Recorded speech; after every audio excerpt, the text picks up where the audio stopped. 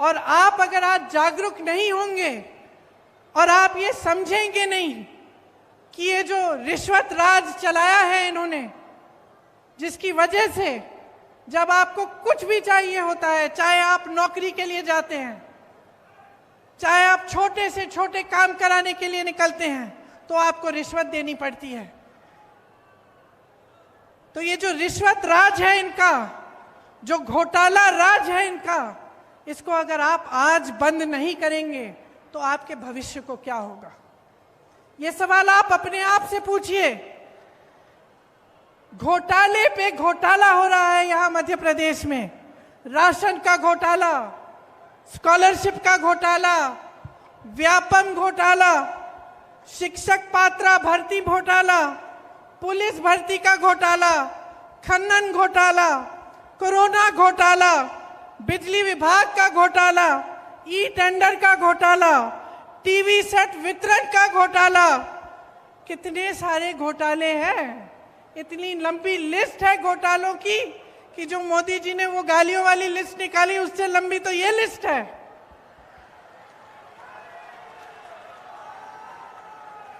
इन्होंने नर्मदा मैया को नहीं छोड़ा, खनन करा रहे हैं वहां, महाकाल के कॉरिडोर को नहीं छोड़ा।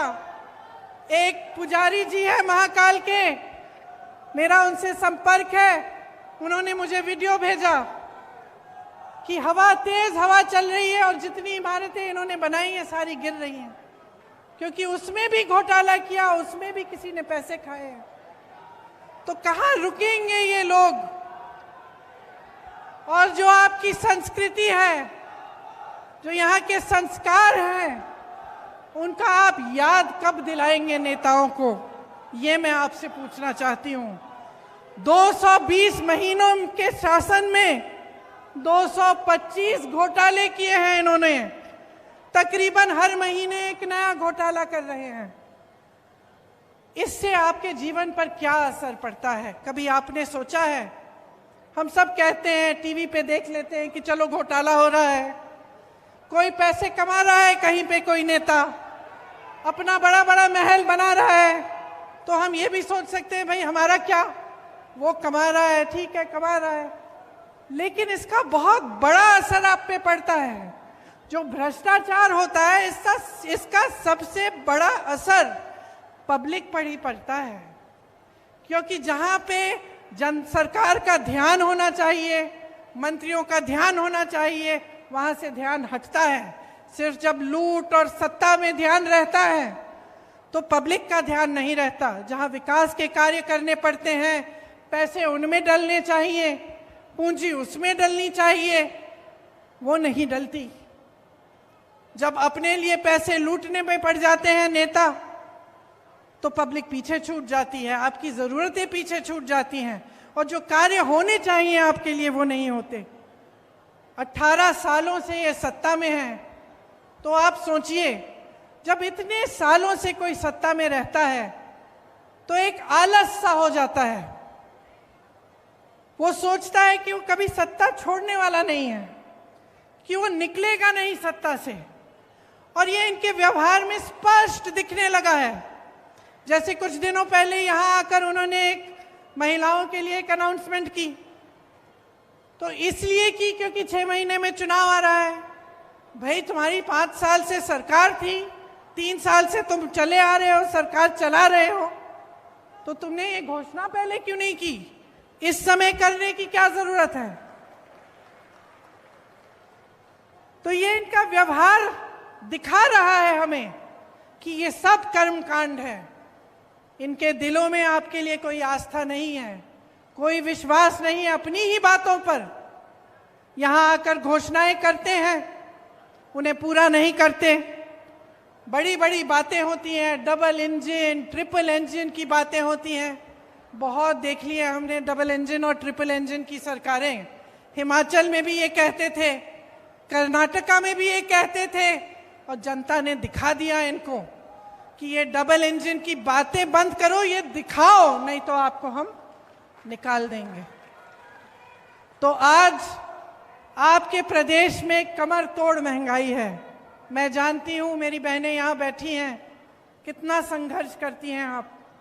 मैं जानती हूं कि सुबह से शाम तक आप काम करती हैं, और मेरे भाइयों बुरा मत मानना, लेकिन मैं महिलाओं में कहूंगी कि महिलाएं थोड़ा आपसे ज्यादा काम करती हैं, क्योंकि आप खेती में काम करते हैं या मजदूरी करते हैं तो घर आके आप आराम से, महिलाएं बाहर जाती हैं, काम करती हैं, मजदूरी करती हैं या कोई नौकरी करती हैं या ऑफिस में ही बेशक काम करती हैं, तो घर आके भी काम करती हैं। और जब तक घर का काम खत्म नहीं होता, जब तक सब सही सलामत नहीं होते, सबने खाना नहीं खाया होता, तब तक सोती नहीं है। इसीलिए मेरे दिल में एक खास जगह है अपनी बहनों के लिए। और मैं जानती हूं कि महंगाई का बोझ सबसे ज्यादा आप उठा रही हैं। गैस सिलेंडर को तो इतना महंगा कर लिया है कि खरीद नहीं पाते, भरवा नहीं पाते।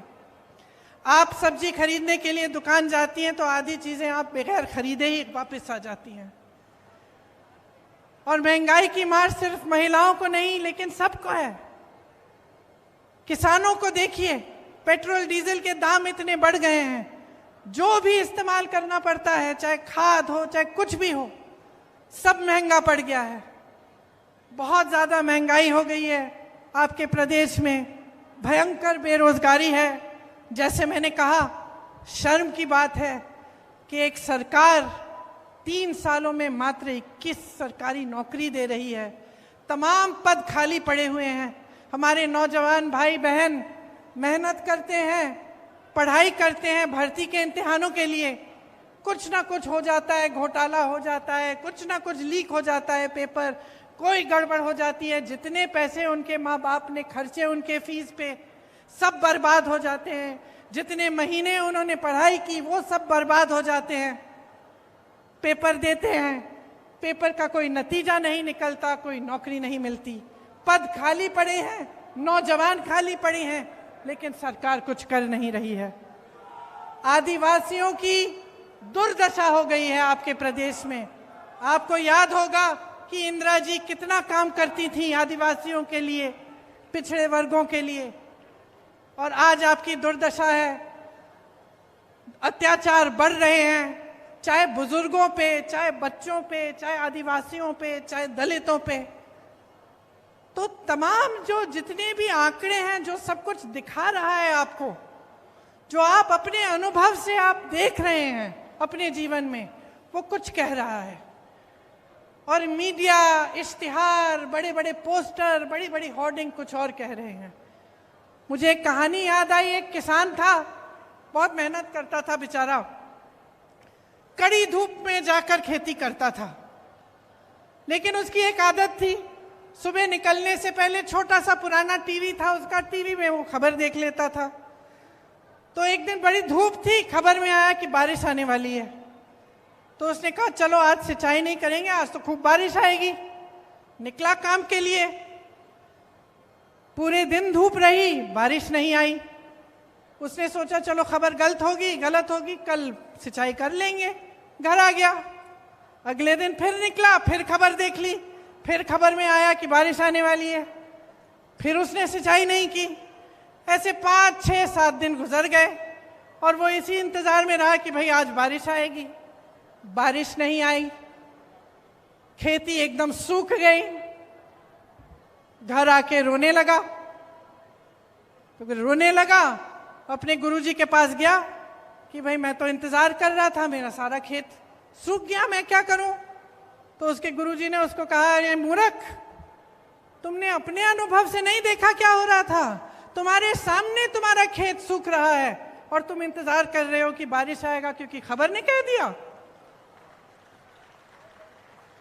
तो यही तो हो रहा है आज देश में, प्रदेश में। महंगाई बढ़ गई, बेरोजगारी बढ़ गई, अत्याचार बढ़ रहे हैं, आपस में फूट बढ़ रहा है, और आपको बताया जा रहा है कि कोई सुनहरा दौर चल रहा है। आप गैस का सिलेंडर खरीद नहीं सकते, आपके बच्चों को नौकरी नहीं मिल रही है, शिक्षा का एक नया संस्थान नहीं बनाया गया, सड़कें आपकी पुरानी पड़ी हुई हैं, कोई व्यवस्था नहीं है, खाद की व्यवस्था नहीं है, पानी की व्यवस्था नहीं है, लेकिन आपको बताया जा रहा है कि बारिश आने वाली है।